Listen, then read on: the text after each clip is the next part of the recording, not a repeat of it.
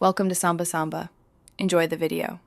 You begin by preparing the essentials: a lightweight QR library and camera access.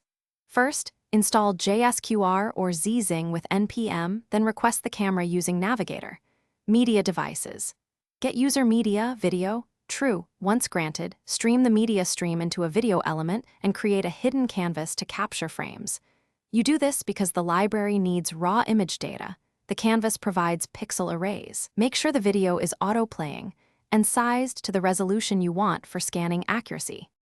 Once the video stream is live, set up a loop with request animation frame to grab frames continuously.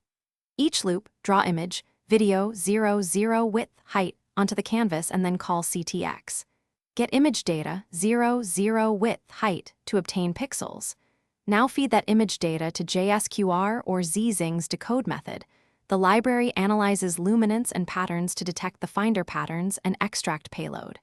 If a result appears, pause the loop briefly to avoid duplicate reads and handle the decoded text appropriately.